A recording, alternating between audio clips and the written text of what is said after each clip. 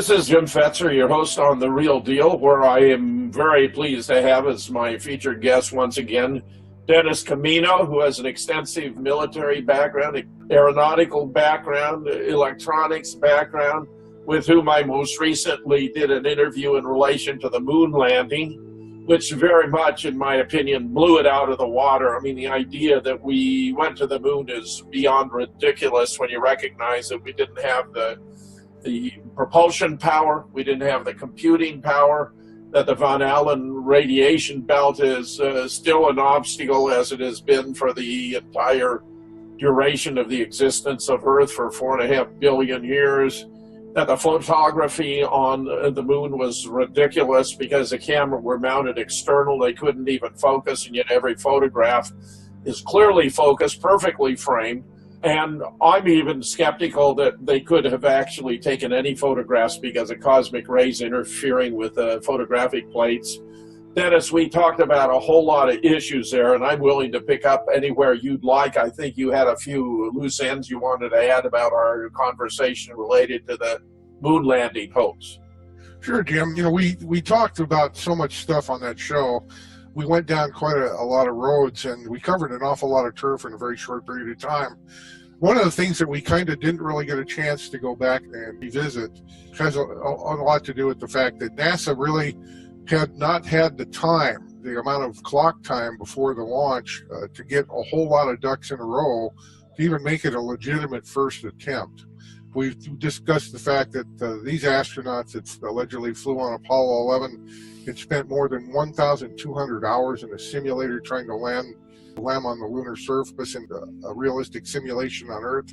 They were unable to do it. They could not accomplish it. They never once were able to effectively land at the LEM on the lunar surface. Now, there's a lot of stuff that got swept under the carpet by NASA when you ask questions about, well, how did you decide that you're just going to go ahead and wing it and try it anyway? Eugene Kranz, the mission coordinator for NASA, being the final arbiter about whether or not they're going to attempt it, when the discussion was that when they decided to go ahead and do it, that they still had not made a successful landing in the simulation on Earth when they tried to do it. So it was a very risky mission at the bare minimum. And yet, of course, because of Earth's far greater strength of gravitational field, there would have been much more control of flying objects within Earth than there would be on the moon. Yes, you know, the other thing that nobody discusses is that vehicle, the LEM, you know, with the two stages, effectively the crew cab and then the lower stage, which is basically the rocket motor that made the descent, it was inherently unstable in the pitch axis or the vertical axis, strictly because of the fact that it's just like anything else. The center of gravity was so very, very high that you wanted to have built in some neutral stability into a vehicle like that, because just the slightest amount of inertia going the wrong way sideways would make it very problematic for the reaction jets to be able to correct on the descent to the lunar surface, and they would have almost had to abort within seconds after the descent. So given that, they did have a plan to go back up, but they also poo-pooed the fact that the rejoining with the command module up in the orbit around the moon is a little bit more than just somebody reaching out a hand and grabbing the other hand. That's a very complex maneuver to get back into synchronization orbit with another vehicle. And the key to this whole thing would have required a very, very good closed-loop, radar-controlled merging of the two vehicles, which they couldn't do because they had a fixed antenna on the top of the vehicle, on top of the LEM, that had to be precision pointed at the command module to be able to see it, to have a signal bouncing off of it. And they had no real-time way of having an astronaut being able to do this. There was no automatic loop that controlled the antenna. So that antenna was pointed anywhere but the command module during the ascent, which made it very problematic because they're bouncing radar waves off of something other than the command module because they weren't even pointed at it. You would have wanted the crew cab oriented in such a way where the top of it was pointed directly at the command module on the ascent, and they couldn't do that without radar. You couldn't possibly do it just with an eyeball either. In other words, the trajectory was much more complicated. It almost required the kind of precision guidance that we incorporated into aircraft like the F-86s that we fought with in Korea, where it actually tracked the bullet stream to the aircraft that they were attacking to allow the pilot to get the bullets onto the target. In other words, you just don't fire at something when both vehicles are moving. It's a very complicated matter. And what we have some points about for the show tonight is that the computer, the mission computer that they had on board, was absolutely not operational in any way, make, or form. In other words, it's a very pretty mock-up, but when we get into it a little bit in the show, it's quite clear that not only was it excess weight that they shouldn't have had to carry, but it was complete dead weight. It couldn't do any work for them whatsoever. So we'll discuss that deeper into the show, I hope. Okay, perfect, Dennis. A lot of these are documents, so I know you're going to give us just a summary overview. Right. What we're going to talk about next is the fact that as of recent times, the F-1 rocket motors that were used on Apollo 11 have recently, at least one of them has been recovered by Jeff Bezos, who's the CEO of Amazon and also the owner of the Washington Post and ties to the Central Intelligence Agency. Not that they're relevant. The reason why the recovery of the engine and all this interest, by the way, the engine is now in place at the Museum of Flight in Seattle, Washington in Renton for display. So if you want to go take a look at it, you can certainly view it. It's one of the engines that was used according to NASA.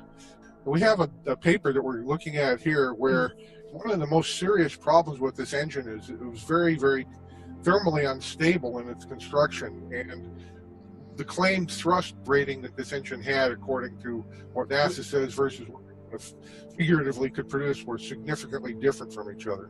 Yeah, and there was a better engine that would have been much more suitable, that was much more stable, that had stable, reliable thrust rating, where if they would have put those in clusters underneath the rocket, much in the same way that the Russians do with theirs, they probably would have been able to achieve the required thrust, but they used these very problematic F-1s that were really, for lack of a better term, they were far from ready for primetime live.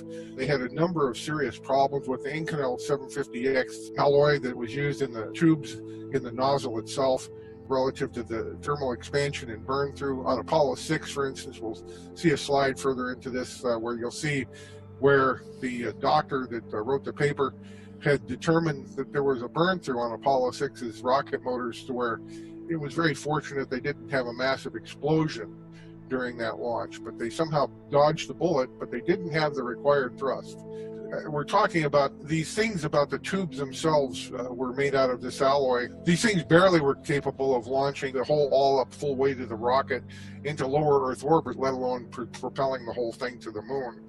So in addition to that, another problem that wasn't discussed too much by us at all is the fact that we actually launched in the wrong direction relative to Earth's rotation, and we gave up a significant amount of speed that would have aided our launch to the moon, but instead we actually flew against Earth's rotational forces. If you went to such extreme measures to design an appropriate rocket vehicle to get you to the lunar surface, you wouldn't want to give up approximately 1/3 of your escape velocity just fighting Earth's rotation. So, I mean, it's either a big plus or it's a big minus, and the way they conducted it was a big minus. Well, let's put it this way: it's elemental in the respect that if NASA was so incompetent as to not know this in the fore of the mission, how could they possibly get everything right and make it happen?